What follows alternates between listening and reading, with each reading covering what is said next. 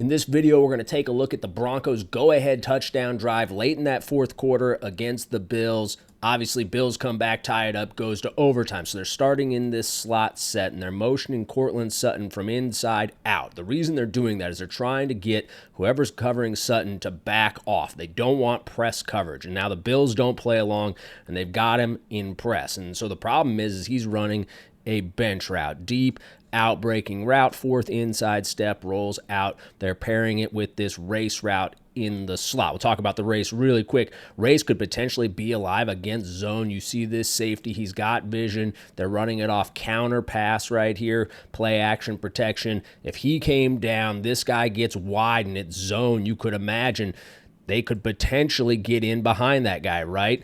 But here they're getting man coverage. This guy, he's laddering back up. He recognizes its pass.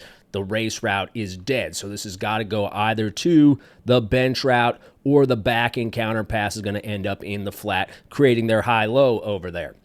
So this bench route against press, he's getting pushed wide. That thing wants to hit, like I said, fourth inside step, and it wants to hit on this inside edge of the numbers. That's going to leave plenty of space for that throw as that guy rolls out. With his press coverage, he's getting pushed wide, and Courtland Sutton knows he's getting pushed too wide. So you'll see right about here, he starts to bend over the top. He says, if I make this break any wider, that angle's too steep, no chance am I getting this football. I'm going to try to convince this guy that I'm going into the middle of the field, rolls over the top. The tough part when you do that, you can see that last step of his gets long. And when that step gets long, it's going to force you further up the field. And when you drift up the field, it invites the undercut. It invites DBs getting underneath you. Well, right here, he does such a good job convincing this guy he's going in that it does not matter. You can see a pretty decent amount of drift right there. Ultimately, Nix gets forced out of the pocket, finds him here on the scramble drill. It's an awesome job coming back to the football, making that catch, getting his feet down inbounds. So let's take a quick look from behind. I've got a separate video on this counter pass protection. You can check that if you want it. I'm just going to go through this really quick. So basically on counter pass, you've got a pulling guard right here, and take a look at these splits. Like that guy's definitely pulling, right? Or something's up, because that is not a normal split. These guys are gapping down. He is back to this defensive tackle. He's going to come down and then able to chuck back out. This tight end's responsibility is the defensive end.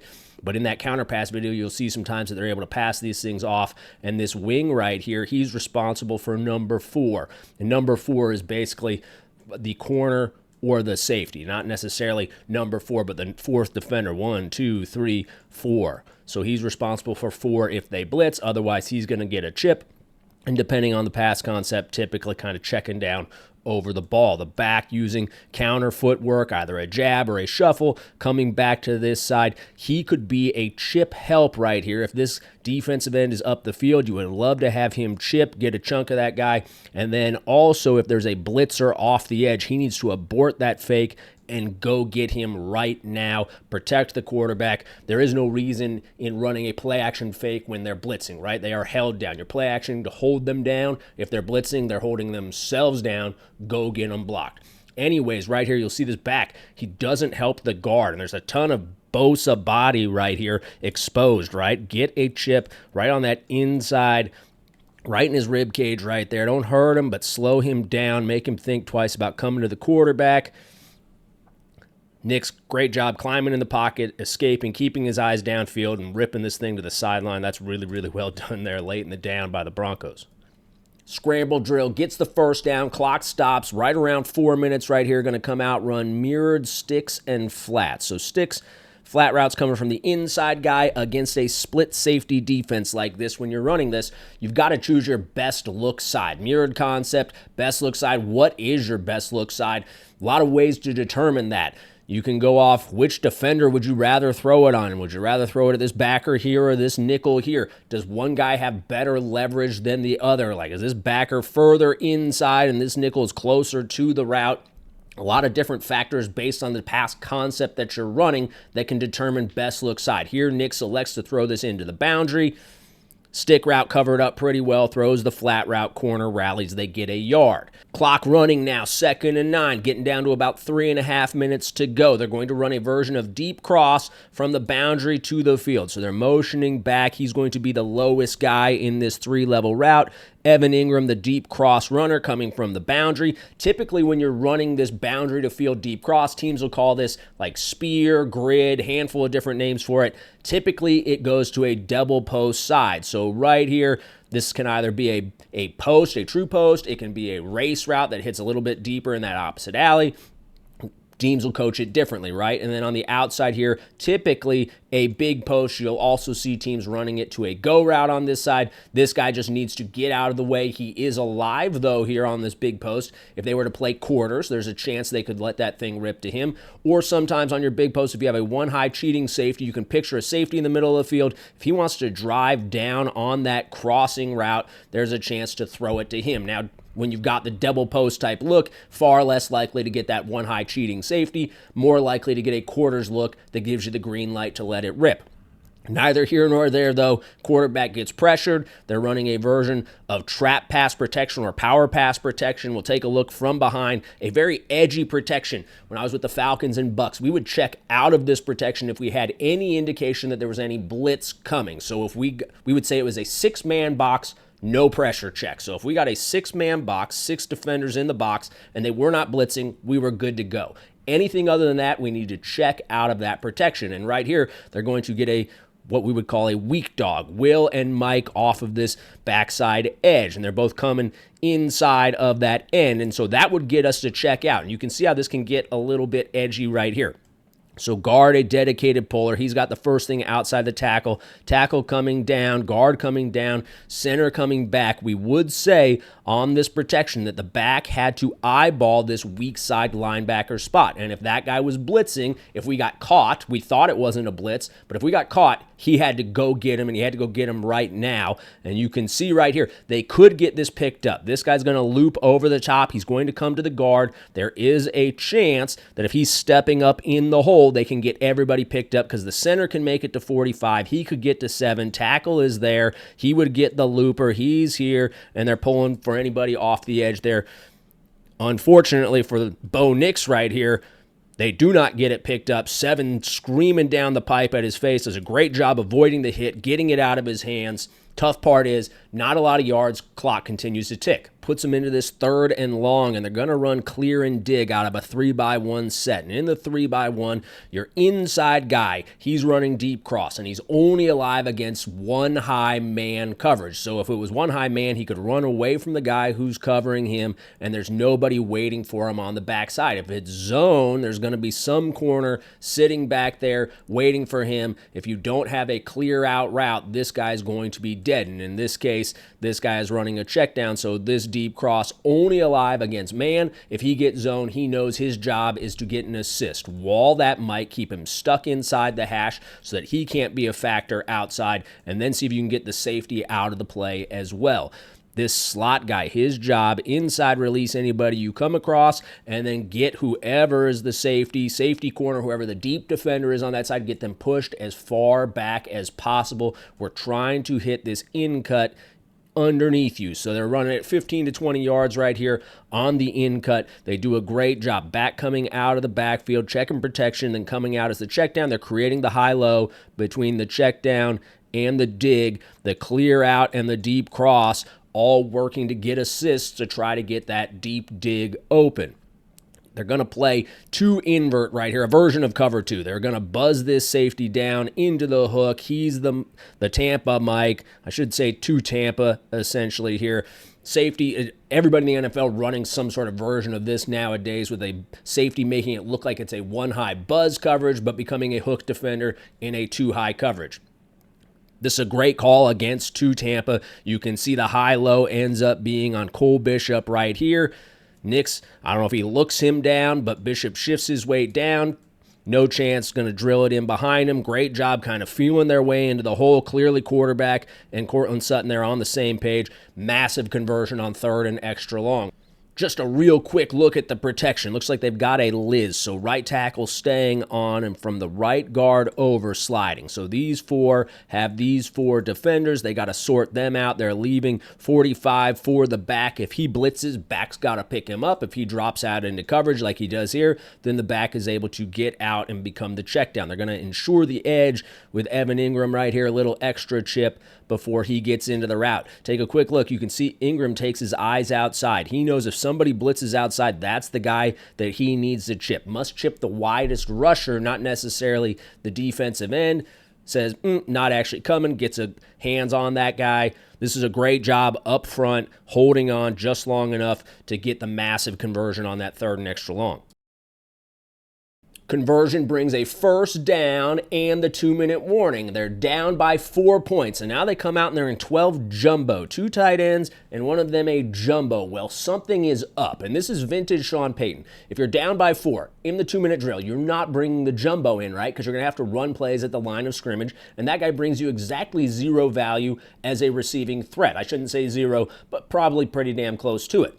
Well, Sean Payton with the Saints, and when I was with the Falcons, he was the head coach of the Saints probably the entire time I was there. This is what they love to do. As soon as they get across that 50, they want to take a shot, and they're going to bring the jumbo in. They'll go 22 personnel, whatever it is, to try to bait you into thinking they're running the ball and getting you into the coverage they want for the shot. Well, they motion from this slot to the 3-by-1.